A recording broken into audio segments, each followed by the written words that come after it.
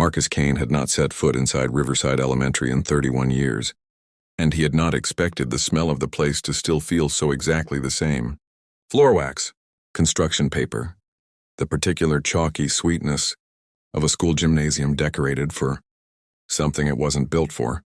He was 52 years old, worth more money than the entire school district combined, and he had come back tonight only because the alumni committee had spent 4 months politely badgering him into it, insisting that the man who'd once been the shyest kid in Mrs. Holloway's 5th grade bar class owed it to the school that made him to show his face at the 40th anniversary reunion gala.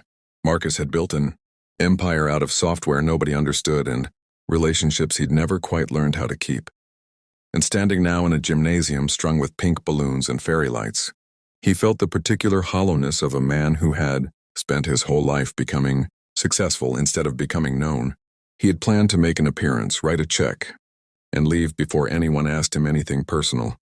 That plan lasted exactly 40 minutes, until the gala committee informed him with some embarrassment that his reunion event had been double booked into the same evening as the school's annual father-daughter dance, and that the two events would be sharing the gymnasium space with a temporary divider down the middle. Marcus didn't mind.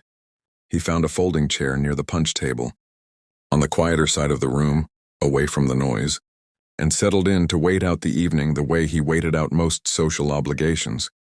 Present, polite, entirely elsewhere in his mind.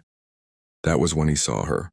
A little girl, maybe 6 years old, in a pale pink dress with small white flowers stitched along the hem, sitting alone on the bottom row of the folding bleachers near the stage, clutching something to her chest. Around her, fathers spun their daughters across the polished gym floor, laughter and music and the particular chaos of 100 small, happy families filling the space between them. And this one small girl sat perfectly still in the middle of it, watching, not moving, not crying, just watching with an expression far too controlled for a child her age. Marcus had spent 30 years training himself not to notice things like this, not because he didn't care, but because noticing had never led anywhere useful in his life. He had no children of his own, no siblings, kids he was close to. He had built a life almost entirely free of small people who needed things from him, and he had told himself for a very long time that this was simply the shape his life had taken, not a wound so much as a choice he'd made by never quite choosing anything else. But something about the particular stillness of this child made him stand up from his folding chair and walk toward her. Before he'd fully decided to. "Mind if I sit?" he asked, lowering himself onto the bleacher a respectful distance away. "Not too close, the way you'd approach a nervous animal." She looked at him with the frank, assessing eyes children have before they learn to hide what they're thinking. "You're not my dad." "No," Marcus agreed. "I'm not." "It's the father-daughter dance," she said, like she was explaining something obvious to someone slow. "And I'm alone." She said it plainly without self-pity, the way children sometimes state devastating facts about their lives with more composure than the adults around them can manage. "Where's your dad tonight?" Marcus asked gently, though something in his chest had already begun to guess the answer. "He died," she said. "Before I was born, almost. I don't really remember him. I just have this." She opened her small hands to show him a photograph, worn soft at the corners from handling, of a young man in an army uniform, smiling at the camera with the particular unguarded warmth of someone who has no idea what's coming for him. "My mom said I could bring his picture instead. But everybody else has a real dad. And I just have a picture, and pictures can't dance." Marcus looked at the photograph for a long moment, and something about the young man's face tugged at a memory he couldn't quite place yet. Something familiar buried under 3 decades of forgetting. "What's your name?" he asked. "Lily," she said. "Lily Bennett." "Bennett," Marcus repeated slowly. "That's a name I haven't heard in a long time." "My mom works at your company," Lily added, matter of fact, the way children share information without understanding its weight. "In the building downtown," she said. "You probably wouldn't remember, because it's a really big company and she's not very important." Marcus felt something settle in his chest, quiet and heavy. "Everybody at my company is important," he said, and meant it more than he usually did when he said things like that in boardrooms. He looked back at the photograph, at the young soldier's easy smile, and the memory finally surfaced whole. A name from decades ago. A name he hadn't let himself think about in years. "Lily, can I ask what was your father's name?" "David," she said. "David Bennett." Marcus sat very still. "I knew a David Bennett," he said slowly. "A long time ago. We were in the same platoon." Before any of this, he gestured vaguely at the gymnasium, the money, the life he'd built since, before I started the company. He pulled me out of a building that was on fire and half collapsed, in a place I try not to think about too often. He never let me thank him properly, told me to buy him a beer someday. Instead, Marcus's voice had gone, rough in a way it rarely did in front of anyone. I looked for him for years afterward. Lost track after I got out. I always wondered what happened to him. Lily was watching him now with wide, careful eyes. "That was my daddy," she said softly, like she was testing whether the sentence was really true. "That was your daddy," Marcus confirmed, and felt the strange, vertiginous sensation of a debt he'd carried unpaid for 30 years, suddenly finding, against every possible odd, a place to be paid. "I owe that man my life, Lily. I mean that exactly. If he hadn't done what he did, I wouldn't be here to be sitting on this bleacher with you right now."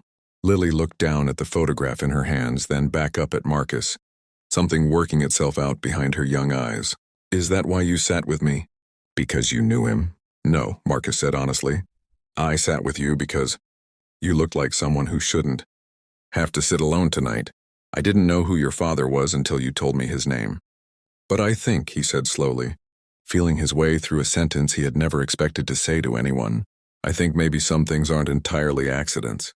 He stood and extended his hand toward her, the way he imagined David Bennett might have wanted someone to, if he could have known somehow that his daughter would one day need it. "Lily Bennett, would you do me the honor of this dance? I'm not your father. I never could be. But I promise you, for tonight, you are not sitting alone." Lily looked at the photograph in her hand, then carefully, deliberately, tucked it into the small pocket of her dress, right over her heart, and took his hand. "Okay," she said, and for the first time all evening, she smiled as a real smile, unguarded. 6 years old again instead of carrying something far too heavy for her age. Marcus led her out onto the gymnasium floor, into the music and the light, and as they moved together, clumsy and unpracticed on his part, patient and delighted on hers, he felt something in his chest unlock that had been closed for so long. He'd stopped noticing the door was even there. He had spent 30 years building a life that impressed people and touched almost no one, and here, on a scuffed gymnasium floor, holding the hand of a little girl whose father had saved his life before either of them had any idea what that sacrifice would someday mean, Marcus Kane understood with total clarity that this was the first evening in longer than he could remember that had actually meant something. When the song ended, Lily's mother found them, a young woman who stopped short at the edge of the dance floor, hand rising to her mouth, tears already gathering, as Marcus gently explained who he was and what her late husband had once done for a frightened young soldier, half a lifetime ago. And later that night, after the gala had ended and the balloons had begun to sag and the gymnasium had emptied out into the parking lot, Marcus Kane sat in his car for a long moment before starting the engine, thinking not about quarterly earnings or board meetings, but about a debt he'd carried for 30 years and never known how to repay, and how, against every possible odd, life had finally given him the chance. He would come back for the next dance, and the one after that, not because anyone expected it of him, and not because it fixed anything that couldn't be fixed, but because some evenings rearranged the shape of a life quietly, without asking permission, and Marcus had learned, at 52 years old, on a scuffed elementary school gym floor, that it was never too late to let one.